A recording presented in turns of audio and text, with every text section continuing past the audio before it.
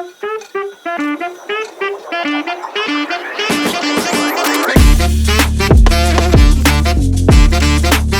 is up, gang? Adam here at FM Immortal, where we bring you tips, tricks, thoughts and takes on all things Football Manager. In today's video, we're going to be ranking every position in a fairly common formation for how important it is that you have a dependable player to play in that position. So we'll essentially be giving you reasons why you should prioritise one vacancy over another. So let's get stuck in then, and up on screen you'll see that I have a fairly sensible starting formation in a custom tiki-taka 4-3-3 DM wide formation, within which I've made a few changes from the default, swapping out a deep lying forward for a target forward, playing slightly lower tempo and making a few other role changes in the midfield and goalkeeper positions. So what I'm going to do now is work backwards down from 8 as I cycle through the most important positions to prioritise based upon my own judgment, having played this game, this year's game in FM23 for around 600 hours. And in no way is that depressing. In at number 8 then, the role that I feel makes the least difference on the pitch, I'm sorry to say, is your attacking midfielders. Hence this formation isn't using one. On FM20 and FM21 these would have been way higher up the list because long shots were far more effective and players who could dribble and had high vision were some of the most potent game winners back then. This year though, I just haven't noticed them, and I think that plays to the improved effectiveness of defensive players.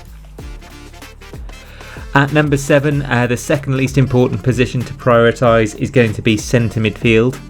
So this might be different if you're playing a narrow formation and don't have wingers on the pitch for whatever reason.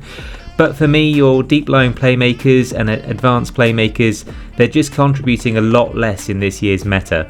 Long forward passes just haven't been abundant in my side or my opponent's successful manoeuvres in FM23. And I'm sorry to say that they are therefore my last concern to fill a vacancy in the type of formation I am playing in this example. At number 6, getting more important now, we have wing-backs. Now I am a huge advocate for a few specific wing-backs on FM23, but the really good ones are few and far between. If you're playing with an overlap and you have inverted wingers in front of them, they can be some of the best differentiators for your team in a successful season. And if you can find a left or right back with 14 plus crossing who can also deliver great corners, you're onto a winner. But realistically, this position is where I'll most likely blood breakthrough prospects, and therefore for the most part it is not a priority for me to fill this role ahead of the others to come. Creeping into the top 5 then, we have defensive midfield, and I do think that stopping the opposition from camping outside of the area in FM is vital. Even though I've dismissed the attacking midfield as a role already, a decent DM or ball winning midfielder is going to turn over possession in your favour and stop long ranged efforts testing your man between the sticks. I have a video on one tip for every core position on Football Manager over on the FM Immortal channel, so go check that out for more on this position. In at number 4, we have wing forwards.